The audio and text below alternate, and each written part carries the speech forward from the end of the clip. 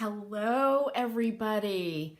I am going to show you guys how to seal with two different types of wax because I get asked about wax all the time and I do use it in most of my projects. I love wax.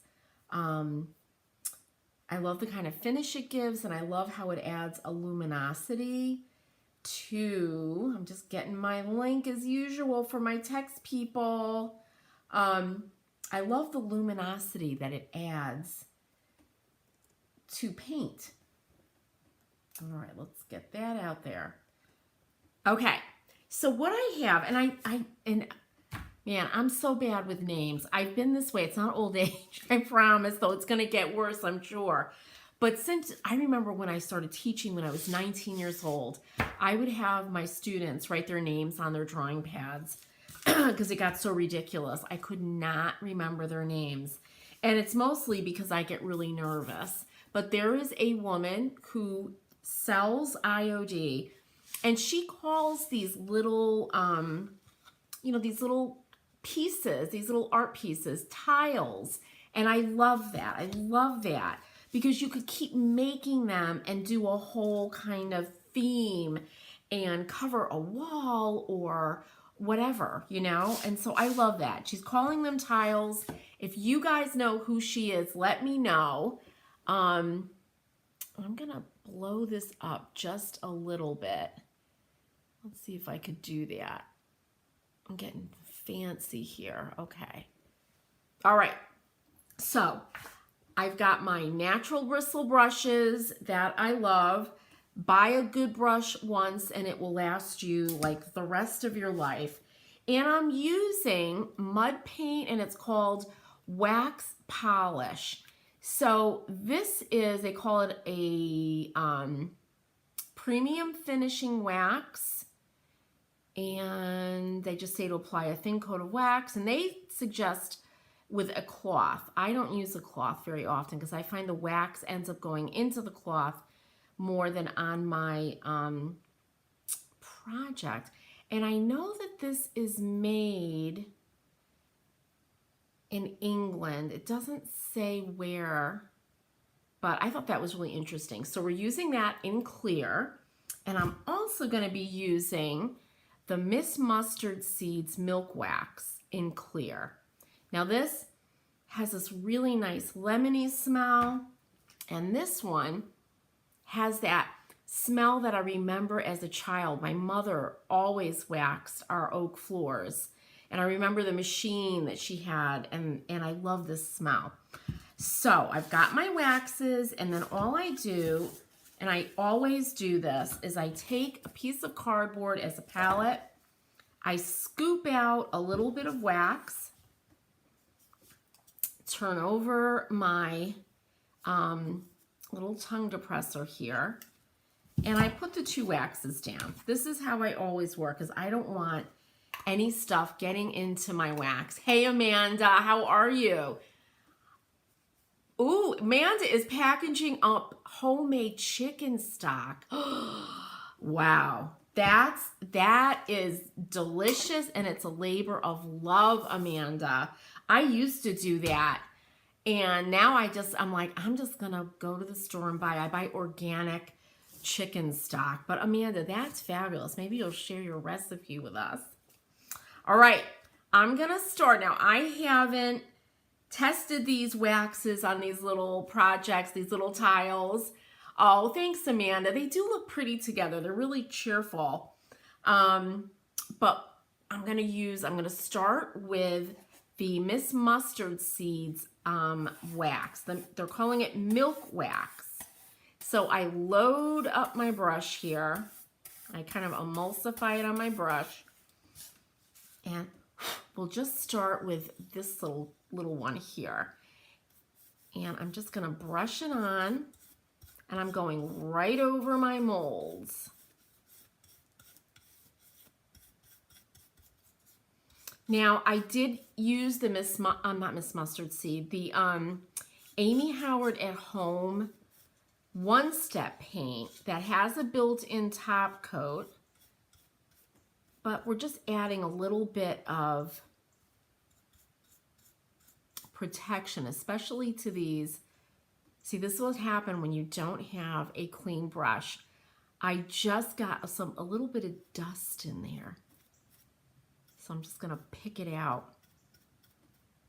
But we're giving it just a little bit of protection. And these waxes, you don't need to brush them on, then wipe them off. You just brush them on and let dry. And then if I want, I can buff this and give it a little bit of a gleam. Hey Barb, thanks for joining. Good to see you. How are you feeling? I hope you're feeling well.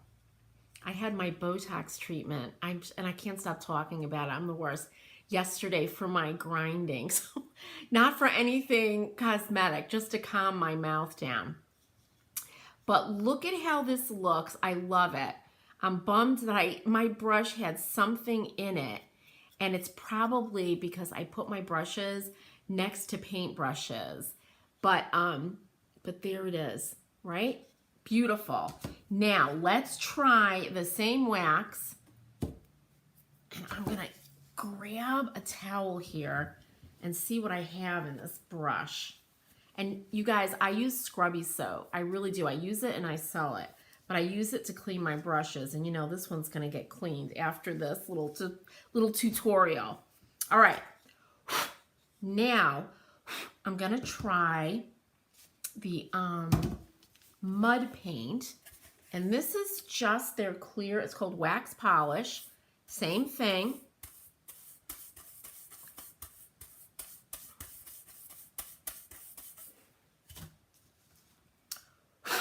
Oh, okay.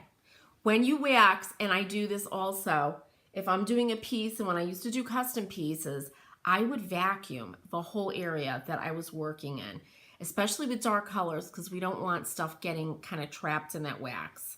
All right. I'm just gonna brush this on.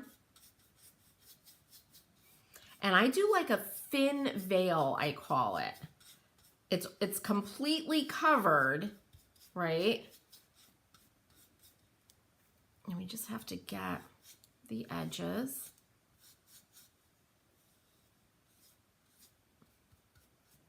And you cannot do this when your molds are wet or even damp. All right. So there's that one. Beautiful. Okay. Now I'm going to test on, this is what I'm really curious about, the paint inlays.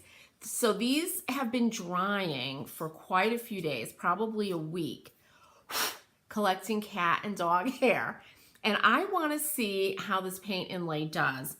So first one I'm going to use is, grab the other brush. I don't even know if I switched the brush before.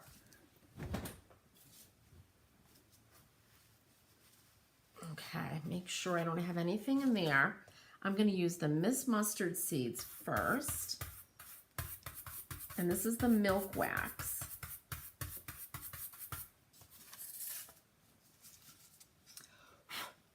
And we just brush this on. And first thing I notice, there's a little bit of a run. So I'm going to do this very gingerly. I kind of like it because when you see that flow blue china or those old indigo prints. Okay, so let me show you. Let's see if we could see that.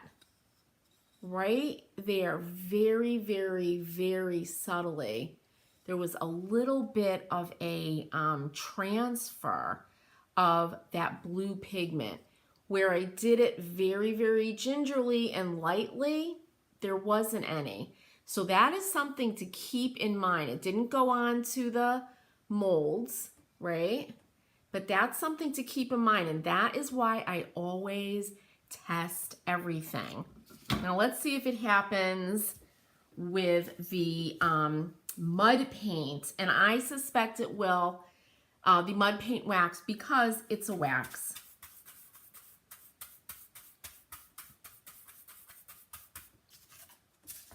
All right, so try it on this one.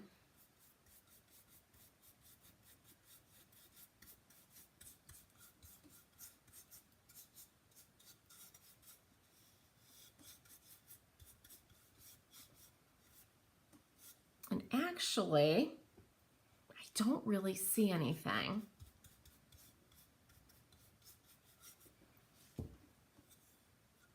So look at that. Isn't that interesting? You got your, oh, you got the notification late. I'm sorry, Barb.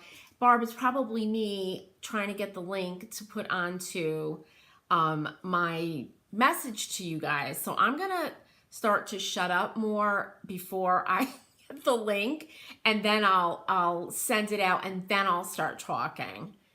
All right. So here it is. I don't know if you can see that.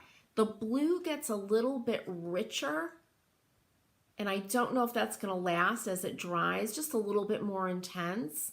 But there was no transfer of that pigment with the mud paint wax. So that's interesting. Again, that is why I always encourage everybody to test, test, test. Oh, Barb's doing better. You can't wait to get the neck brace off. Oh, I'm so glad you're doing better, Barb. That's really good news. Barb had neck surgery, and that is not, I guess it's an, you know, it's a major surgery. So she's doing better. Yay. You guys, if you have any questions about waxing, I'm your go-to. I love waxing. You won't see me use like matte varnishes a lot. I might use shellac. I do use varnish where it is appropriate, absolutely. But I'm just a wax person. It does something to paint. It gives this really kind of luminous quality. And I love that I can go and buff this to a gleam. I've even done custom pieces when I used to do custom work where I would put on 3 coats of wax, 24 hours in between, buffed in between, and then my final buff, I was able to buff to a really nice, almost like a high gloss. So you can do so much with wax. And when wax wears away, my dining room table is waxed, you put on more wax. When a poly is weared away, right, when it starts to wear away, you have to redo the entire top of the table. So that's a big difference. So there you go, you guys. It's just a quick little pop on. I used, one more time, Miss Mustard Seeds Milk Wax and my Mud Paint Wax Polish. They both did great, but there was a slight bit of transfer of this blue, indigo blue pigment with the milk wax. And it might be, you know, what's in it, the solvents, I'm not sure, or even that I was pressing really hard with my brush. So there you go, you guys. Any questions at all, please ask me. Oh, and I told you I do clean my brushes with scrubby soap, super hot water. I've had these for years. And I'll even put little, like, I put C, whoops. There we go, Jane, for clear. So I know I only use this brush with clear wax. All right, Barb, Shannon, Amanda, thank you so much for joining me, you guys. I've got lots of knowledge about waxing. Reach out with any questions. I hope you enjoyed this, and I hope you all have a really wonderful afternoon. And I may even see you tomorrow with a project. I've been working on that giant clock, and that clock is a bleeder. So I actually had to do on certain parts of that clock some more Zinsser bullseye shellac. And that's why I'm in my crappy sweater. And I was just down there swearing to myself, like, please let this be, you know, the third coat in areas, let it be the last. So I'll let you know how that goes. Everybody have a most fabulous day. Oh, hi, Matilda May. Thanks for joining me. They are beautiful, right? And I'm going to find out who the stockist is that calls these tiles. I love that because you can tile a wall. You can do all kinds of stuff. I think it's the perfect description. Everyone, take care. Happy painting. I'll see you guys either tomorrow or